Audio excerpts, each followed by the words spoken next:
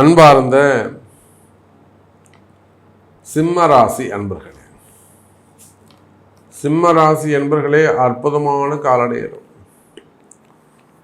ராசிநாதன் சூரிய பகவான் ராசிக்கு 12வது இடத்துல அமைந்திருக்கிறார். எங்கள் ராசிநாதனே 12ல் மறைவு. எங்களுக்கு எப்படி சாமி நல்லது நடக்கும்? பொதுவாக நான் பதிவின் தொடக்கத்தில் சொல்லியிருந்தேன், பல அரசியல் தலைவர்கள் உயர்ந்த பதவியில் இருக்கக்கூடியவர்களுக்கெல்லாம் கூட அரசாங்கத்திற்கே கூட அவப்பெயர்கள் ஏற்படும் அப்படின்னு சொல்லியிருந்தேன். அதை சும்மா ஏதோ குருட்டாம்போக்கில் அடிச்சு விடுறது கிடையாது. அதெல்லாம் காரணம் சொல்லணும், ஏன் அப்படி சொல்லணும்னு. ஏன்னா ஒரு அரசாங்கத்தை நாம் சொல்கிறோம் இல்லை, பெரிய அரசியல் தலைவர்கள், முதலமைச்சர் போன்ற உயர்ந்த பதவிகள் இருக்கக்கூடியவங்களை பற்றி நம்ம பேசும்போது அது ரொம்ப மிகுந்த கவனமான பேச்சில் கவனம் இல்லை, நம்மளுடைய கணிப்பில் நம்ம கவனமாக இருக்கணும். கிரகத்தை கணிக்கிறதுல நம்ம கவனமாக இருக்கணும். அப்போது பொதுவாக அரசியல் தலைவர்கள், அரசாங்கம், முதலமைச்சர் இதெல்லாம் யாரை குறிக்கக்கூடியதுன்னா சூரியனை தான் குறிக்கும். கிரகத்தை தான் நம்ம பேசுகிறோம், மனிதர்களை நம்ம பேசும்போதே இல்லை, சூரியனை தான் நம்ம குறிக்கிறோம். அப்போ அப்பேற்பட்ட தலைவனாக விளங்கக்கூடிய தலைமை பொறுப்பேற்கக்கூடிய சூரியன் 12ஆம் இடத்தில் மறைவு. அப்போ இப்போ புரியுதுங்களா? நம்ம ஏன் இப்போ இந்த அரசியல் தலைவர்கள்லாம் கொஞ்சம் எச்சரிக்கையாக இருக்கணும்னு சொல்கிறோம். சார், அந்த சூரியனே 12ஆம் இடத்துல மறைவு, கூட வரக்கூடிய அந்த புதன் கூடவே இருந்து உதவி செய்யக்கூடிய கிரகம் புதன் எப்பவுமே. அப்போ அந்த மாதிரி இந்த சூரியனுக்கு யாரெல்லாம் கிட்ட இருந்து கூட இருந்து உதவி செய்கிறாங்களோ அவங்க எல்லாருமே கூட ஏதேனும் ஒரு காரணங்களால் உங்களை விட்டு விலகி இருப்பார்கள். ஒரு மனக்கசப்பு ஏற்பட்டிருக்கும். அது உங்கள் நண்பர்களாக இருக்கலாம், தோழமை கட்சிகளாக இருக்கலாம். பேருக்கு தான் கூட இருக்கிற மாதிரி இருப்பாங்க, ஆனால் உண்மையிலேயே அவங்க மனசு அளவில் கருத்து வேறுபாடுகள், ஒரு மனசில் ஒரு வேற்றுமை, எப்படா இவனை வெட்டலான்ற மாதிரி தான் இருப்பாங்க. நாம் எப்போ அந்த சேரை பிடிக்கலாம், இவனை தள்ளி விட்டுட்டு. நீங்கள் ஒரு சாதாரண இது ஏதோ நம்ம ஒரு உயர் பதவிக்கு மட்டும் சொல்லலை, ஒரு ஐஏஎஸ்ஸாக இருக்கலாம், ஐபிஎஸ்ஸாக இருக்கலாம். சார், சாதாரண ஒரு கிளர்க்காக இருந்தால் கூட வாட்ச்மேனாக இருக்கிறவங்க என்ன பண்ணுவான், அந்த கிளர்க்கை கொஞ்சம் பிடிச்சி தள்ளி விட்டுட்டோம்னா நாம் தான் அடுத்து அந்த இடத்துக்கு சேருக்கு. அப்போ இதுக்கு என்ன காரணம்? உங்கள் ராசிநாதன் சூரிய பகவான் 12ல் மறைந்து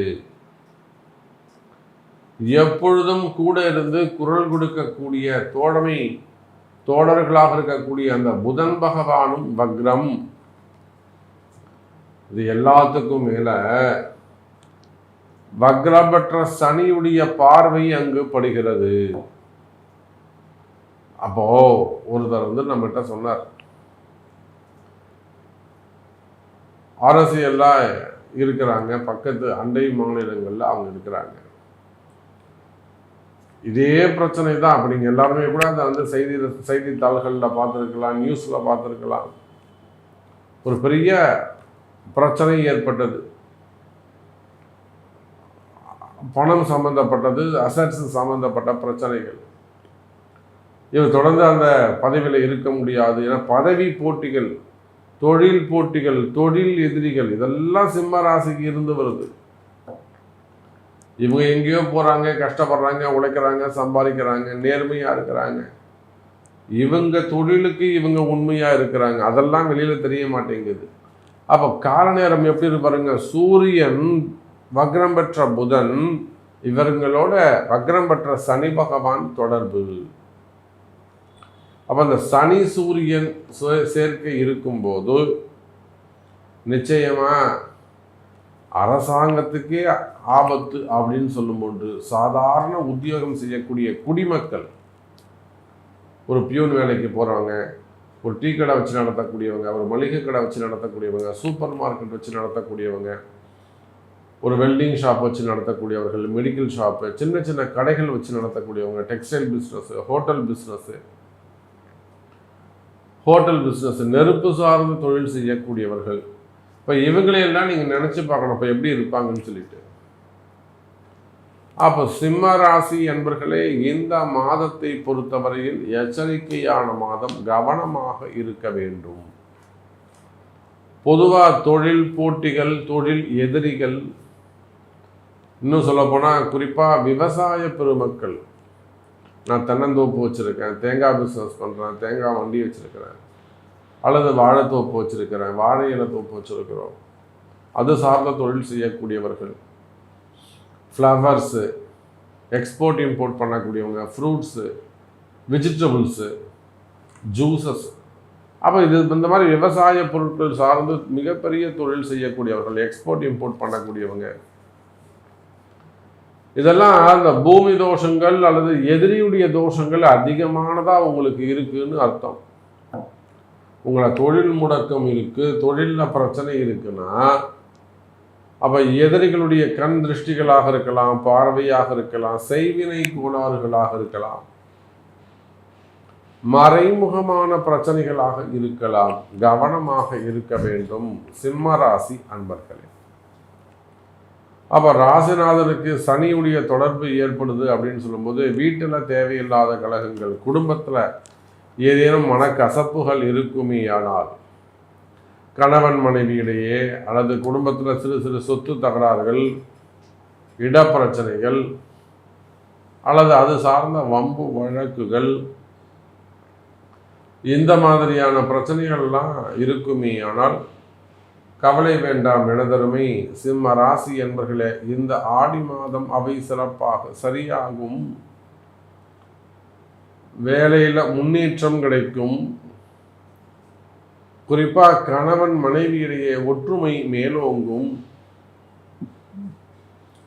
அந்த கர்ப்பப்பை பிரச்சனைகள் எல்லாம் இருக்குமே ஆனால் அடிவயிறு சம்பந்தப்பட்ட பிரச்சனைகள் பெண்களுக்கு, குறிப்பாக ஆண்களுக்கோ அல்லது பெண்களுக்கோ கணவன் மனைவிக்கு தாம்பத்திய பிரச்சனைகள் அல்லது அடிவயிறு சம்பந்தப்பட்ட பிரச்சனைகள், கர்ப்பம் தரிக்கிறதுல இருக்கக்கூடிய சிக்கல்கள், இது சார்ந்த உடல்நிலை கோளாறுகள்லாம் இருக்குமே ஆனால் அந்த உடல்நிலை கோளாறுகள் எல்லாம் விலகி அடுத்து நல்லது நடக்கும். அதே போல் சிறு சிறு விபத்துக்கள், இதெல்லாம் ஒரு இண்டிகேஷன்ஸ் தான். ஒரு பெரிய அவனுக்கு ஒரு கண்டம் இருந்திருக்கும், அந்த கண்டத்திலேருந்து அவனை எப்படி தப்பிக்க வைக்கிறதுனா அதுதான் கிரகம் ஒரு கிட்ட உதவி செய்யும், எல்லாம் முன்கூட்டியே அவனுக்கு காமிச்சு கொடுக்கும். சிறு சிறு விபத்துக்களை எல்லாம் ஏற்படுத்தும். கால் தடுக்கி கீழே விழுறது, ஒரு காலை கட்டு போட்டுக்கிறது, சிறு சிறு ஆப்ரேஷன்ஸ் பண்ணுறது, கட்டிலாம் ஏதாவது ஆப்ரேஷன் பண்ணுறது, இதெல்லாம் அவனுக்கு பெரிய கண்டம் இருக்குன்னு அந்த கிரகம் அவனுக்கு எடுத்து சொல்லுது. அப்போ அதையும் அவன் கவனிக்கலை, அலட்சியமாக இருக்கான், வழிபாடே செய்யலை, ஒரு ஆயுஷ் ஹோமம் பண்ணிக்கிறதோ இல்லை வீட்டில் ஏதேனும் ஒரு ஹோமம் பண்ணிக்கிறதோ, வீடு சரியில்லாமல் இருக்கிறது, குடியிருக்கிற வீடு சரியில்லாமல் இருக்கிறது, இந்த மாதிரியான பிரச்சனைகள் எல்லாம் இருக்குமே ஆனால் இவையெல்லாம் கூட இந்த ஆடி மாதம் உங்களுக்கு நல்லது நடக்கும், ஆயுள் பாவங்கள் அதிகரிக்கும். அப்போ எல்லாத்துக்குமே ஒரு கால்குலேஷன்ஸ் இருக்குது, முன்கூட்டி தெரிஞ்சுக்க முடியும். அதுதான் உங்களுக்கு அடுத்து என்ன நடக்கும் அப்படிங்கிறத முன்கூட்டியே எடுத்து சொல்லக்கூடியது தான் ஜோதிடம் என்பதை சொல்லிக்கொண்டு, உங்களுடைய கேள்விகளுக்கு உங்களுக்கு அடுத்து என்ன நடக்கும் அப்படிங்கிறத அவங்க பிறப்பு ஜாதகம்தான் தீர்மானிக்கும் என்பதையும் சொல்லிக்கொண்டு மீண்டும் வேறொரு அற்புதமான பதிவில் உங்களை சந்திக்கிறேன். நன்றி, நமச்சிவாயம். ஜெய் வராகி, ஜெய் ஜெய் வராகி.